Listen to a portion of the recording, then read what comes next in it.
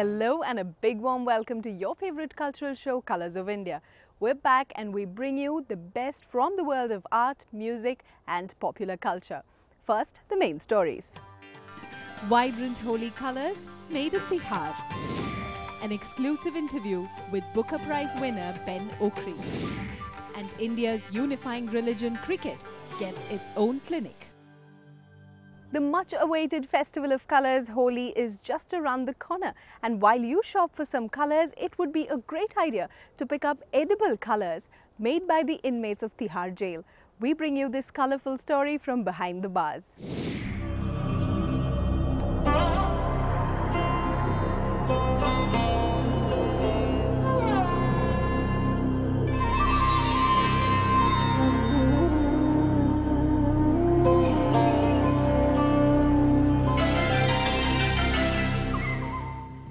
Within these walls, 45 convicted felons have been working since December, preparing for Holi.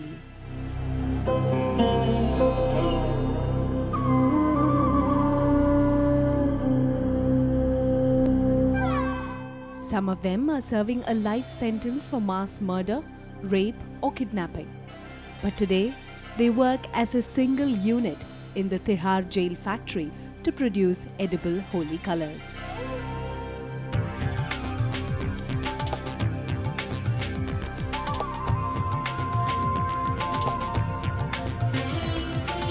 यहाँ पर काम करके हमें अच्छा लग रहा है और ख़ास तौर पे ये गुरु महाराज जी का काम चल रहा है, तो ये हमारे यहाँ सेवा के हिसाब से हम करते हैं। हमें अच्छा लगता है और हमारा दिल इसमें लगा रहता है। These colors are all handmade. Arrowroot powder is mixed with food coloring agents and essential oils are added to it. This is then finely hand mixed, sifted, weighed and packed in airtight containers. It is a lot of work.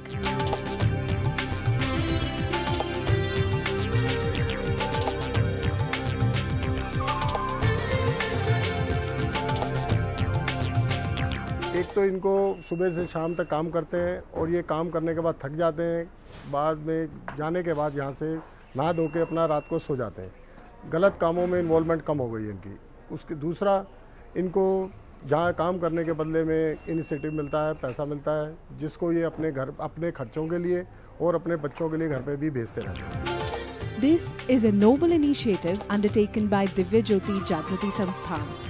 The group believes in not just working with prisoners, but also providing them with necessary life skills that will help them lead a respectable life once they're released.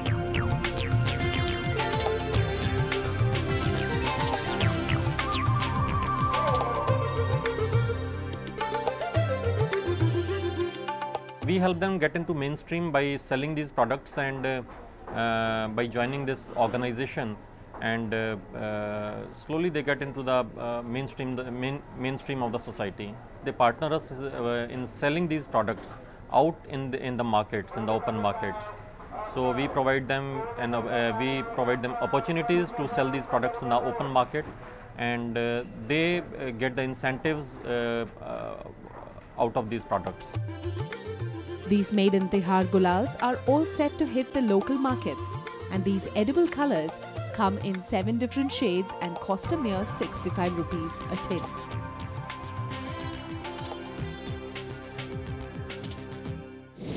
For these men, Holi begins in December, and it is initiatives like this that add colour to their otherwise grey lives.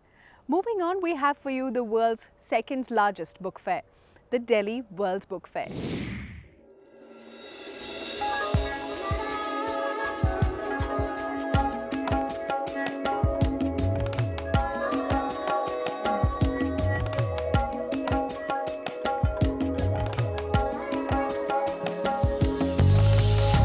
In this age of Kindles and online bookstores, book fairs may not sound very interesting. But the 20th edition of the World Book Fair in Delhi has a different story to tell. Thousands thronged the sprawling Pragati Maidan as the book fair kick-started with 1,300 exhibitors from 26 different countries. Under the theme pavilion, we collected 400 books on Indian cinema and displayed it, and 300 we got it in time, and cataloging we have done. we are coming with a rights catalog. The focus is on literature. Side by side, we cannot influence is there, cinema, but how literature influenced the cinema and cinema how influenced the literature. This is the talk. The strongest crowd puller this year was the theme pavilion, celebrating 100 years of Indian cinema. An attempt to highlight the association between literature and cinema by focusing on films that were adapted for the big screen. You know, cinema and books have always come together in many ways because, you know, I start off my essay in the book by saying that in Bengali, we often refer to a film as boi, which means book, you know, or chayachobi, which is moving shadows. So there's always been a kind of an intrinsic link between film and cinema, not just in India, but in, you know, all over the world. So the more interesting question is, of course, we know that they have a link because, you know, so many adaptations are being made, you know, as we speak. But what precisely is the nature of that relationship? And it's not one thing, it can be many things. And that is where I think lies an interesting discussion. The organizers have also come up with 3 new editions of books: The Cinema of Satyajit Ray, Dada Saheb Phalke and Balraj, and My Brother by Bhimsen Sahani. Besides the screening of cult films by Satyajit Ray and the likes over the 9 days.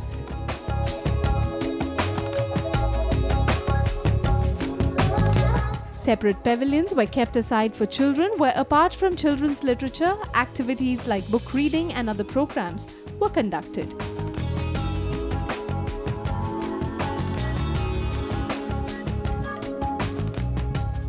Discussions about the rights of publishing and translations were also held in other pavilions.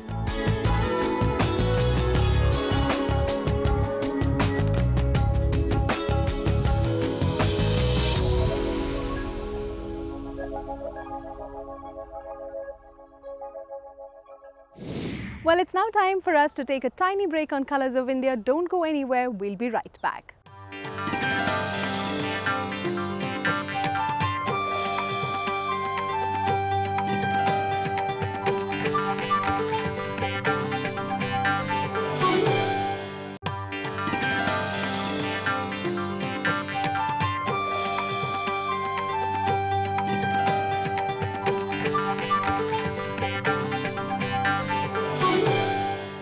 Welcome back. He is a writer who embraced literature in all its forms, and it is his creative genius that won him the Booker in 1991, Ben Okri. When he won the Booker Prize in 1991 for The Famished Road, Nigerian writer Ben Okri was a name that few had heard about. Today his works are translated into more than 20 languages, and he is an authority on Afropolitan literature. Growing up witnessing casual brutality is what has shaped his writing. In conversation with the author himself. Ben, now tell me, you've had a rather difficult childhood. Do you think your writing has been influenced by that? I was born in the middle of Nigeria and got taken to England as a kid by my father. And I was there till about 7 and a half, and went back to Nigeria. And shortly after I went back to Nigeria, the Civil War broke out. And my childhood was therefore spent growing up in a civil war in which both my parents were on either side of this war. And so the war was a family affair. And I grew up losing relations and seeing dead bodies in the streets, seeing the courage of people and seeing the cowardice of people. And it had a profound impact on me and shaped in many ways my writing philosophy. And when you were asked to shift from England to Nigeria, you were worried about having to live with people on the trees. Now you've become the voice of Nigeria. Would you like to comment on that and the journey that you've undertaken?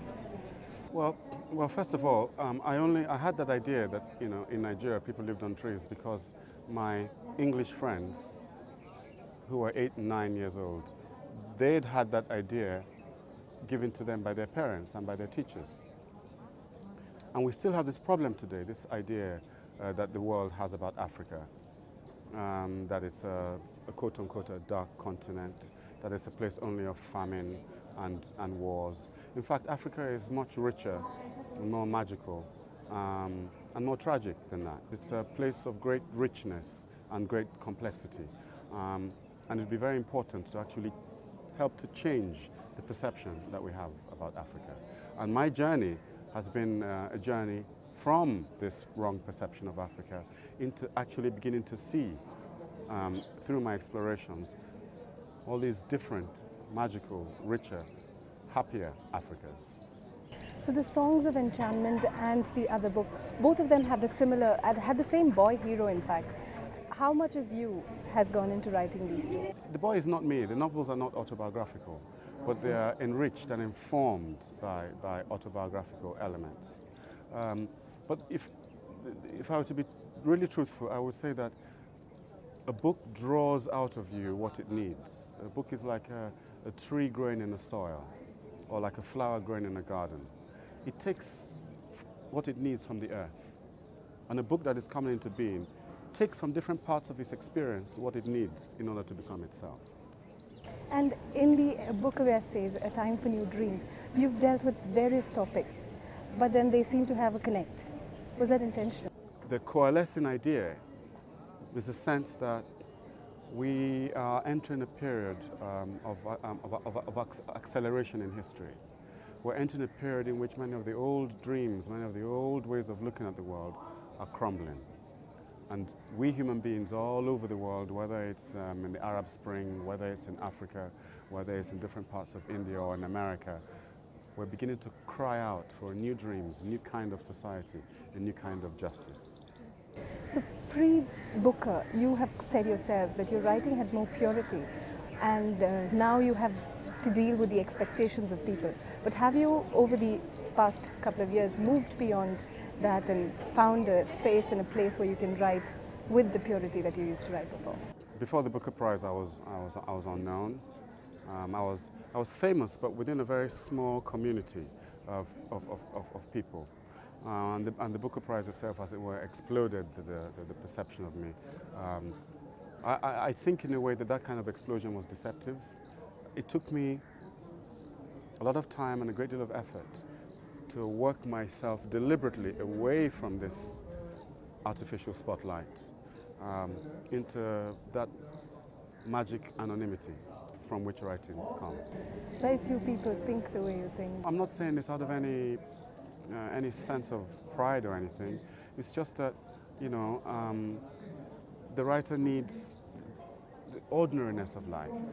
The writer needs to be quite invisible, because otherwise they can't experience and overhear and be part of life. The writer needs to be able to dissolve into life. That's the only way in which they can, as it were, share the dreams of their people and tell us what it is that people are feeling and what people are angry about and what people are upset about and what their hopes and possibilities are.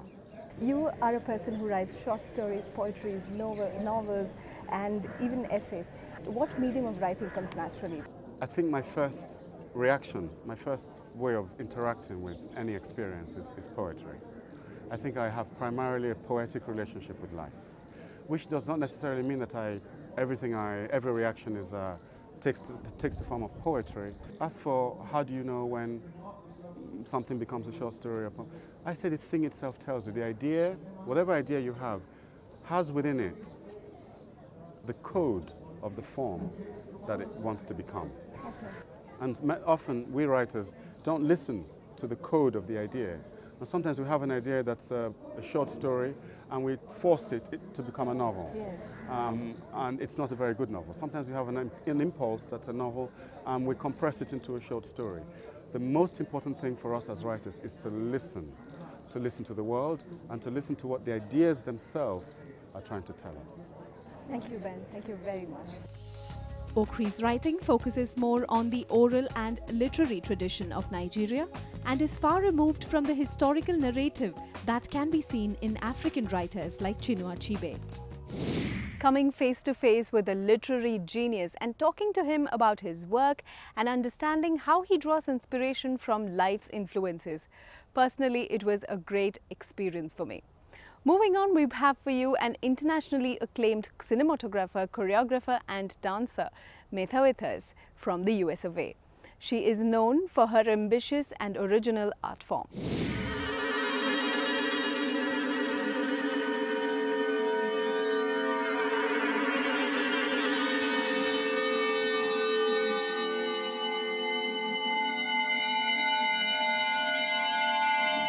Energy was the key word in Metha Vithar's dance recital. A powerful and commanding performer, Metha came down to India to share her volume of work in the field of contemporary dance works.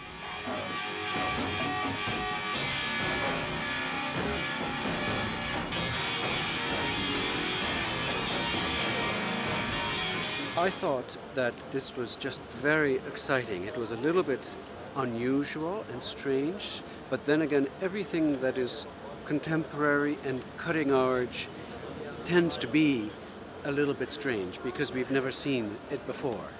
And I thought the longer it went on, the more you could begin to look past what was happening on the stage and sort of take in the overall impression of an artist who is dealing with real issues. One of the things that I like to do, not all the time, but some of the time, is to create works that are full evening works. They may have different parts, but they're about one subject, and they take a full evening to create all the ideas and nuances of that. The last piece is an excerpt of a full evening work about the relationship of Russia and America, how we're such good pals now, I hope.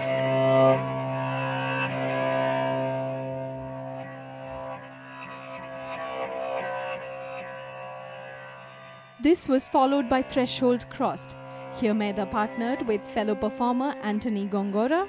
Together they addressed the question of personal limits through their very sensual dance moves. Questions like when is it okay to cross a line?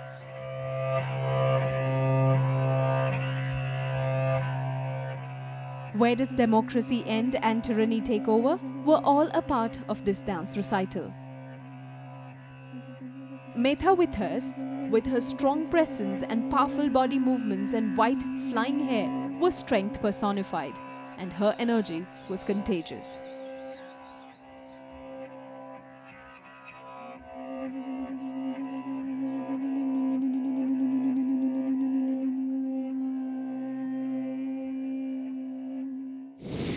A choreographer, music composer and filmmaker, besides being an ace solo dancer. All this at the age of 74. Now that's what makes her a true performer.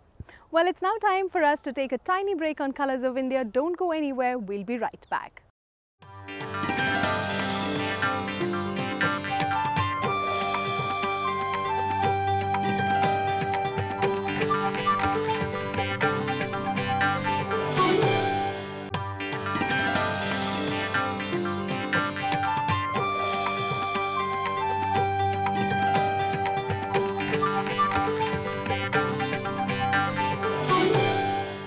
Welcome back. The Rajya Foundation brought together artists from across the spectrum on a single platform in a continuous celebration of the Indian arts.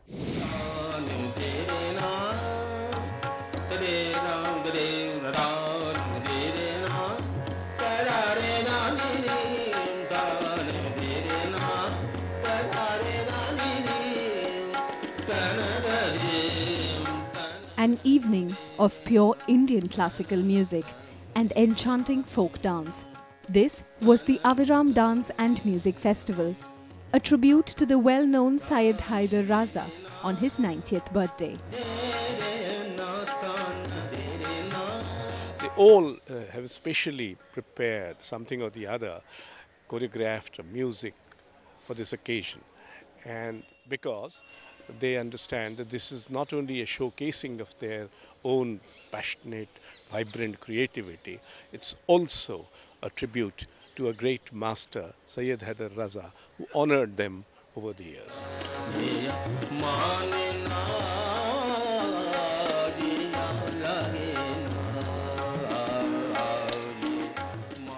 The evening began with Pandit Satyashil Deshpande's musical recital on Sakhi Man Lage Na.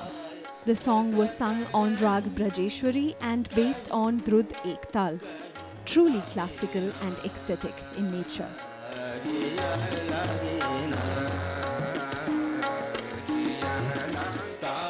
The next piece was on Shivastuti. The maestro was accompanied by his son Srijan Deshpande on the tampura. The genius sung hymns praising the eternal love and pure consciousness of Lord Shiva.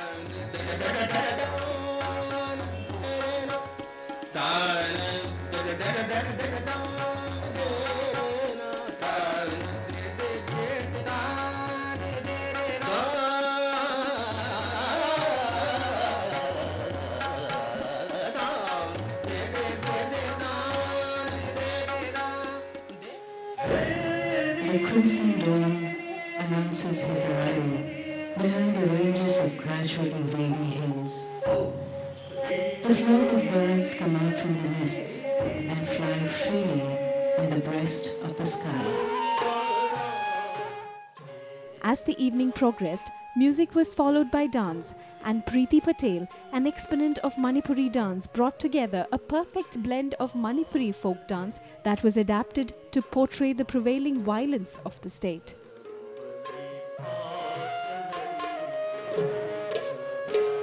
Manipur is torn with strife. You have Idom Sharmilas, and you have so many people who are fighting for a cause. And the young, you see, they are losing their lives, and they are for this cause. So this contrast, disturbed me, because naturally I am not from Manipur. I was traveling to Manipur all my life, and seeing this, that at some point we have to wake up from this fantasy and address in some way. I cannot. I'm not into politics of anything, but just to voice my concern that the strife is actually tearing the state apart. It is affecting the dance forms. It's affecting our art, and it's my way through my art to say that, look, why not bring peace back to this beautiful region?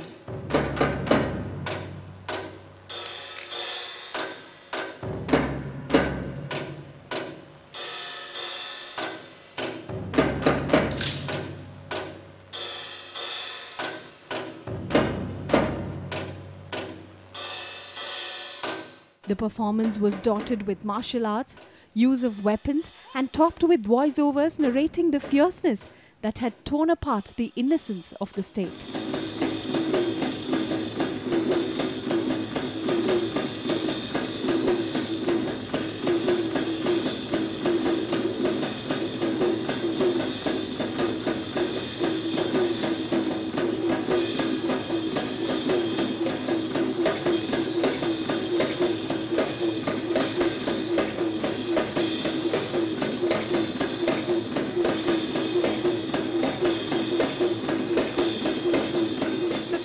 Of the youth. So I've got the youth performing today, the young boys who are telling their story. It is their story through my eyes, so through my choreography. So naturally it was but right to do it, to show it through them. So they are not into the very subtle classical form of Raslila, but they are into the martial arts, which suits their physique and their style.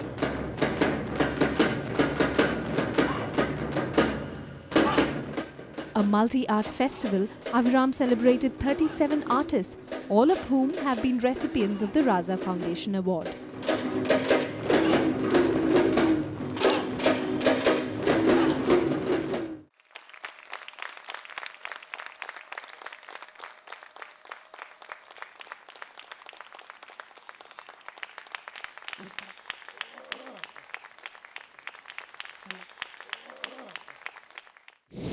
The festival saw a unique convergence of arts of various kinds, from visual arts to poetry to classical dance and music. Moving on, the Australian city of Victoria will bid for the 2015 Cricket World Cup finals for its capital, Melbourne. This announcement was made in the presence of cricketing greats like Kapil Dev and Dean Jones.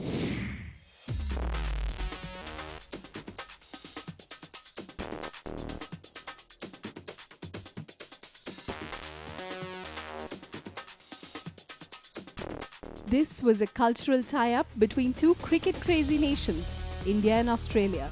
And what better way to promote the ties than through the common factor, the sport itself. On the rolling lawns of the Australian High Commission, as enthusiastic young players enjoyed swinging the bat, Ted Belleu, Premier of the Victoria Government, announced 20 Cricket Victoria scholarships for young Indian cricketers. This is about relationship building, and we have many aspects to the relationship. We obviously share economic interest, we share history, we share so much, we share commitments to liberal democracies. But we obviously also share some passions, and we have a passion for cricket. The 2011 ICC World Cup Cricket Series is now over, so attention turns to the 2015 series, which Australia and New Zealand will be hosting. And we believe that Melbourne is the obvious choice for the 2015 final.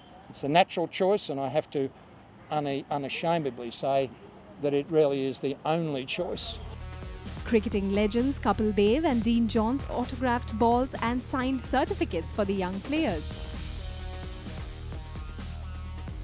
The announcement was followed by an informal game of cricket as the cricketing greats tried their hand at the sport, much to the delight of the young players. Kapil Dev sounded equally excited about the launch of the cricket clinic, as they like to call it.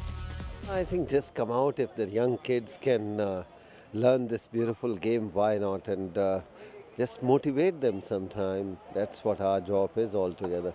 I think this is the Victoria government trying to do that. They are trying to pitch for the World Cup. If they can have the next World Cup final there in Melbourne, why not? And that's why we are here.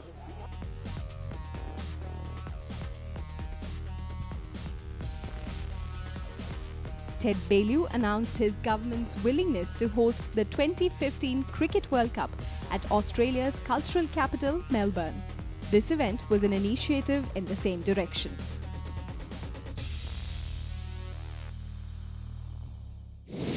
Melbourne in the past has been voted as one of the world's most livable cities. It is also called the ultimate sports capital.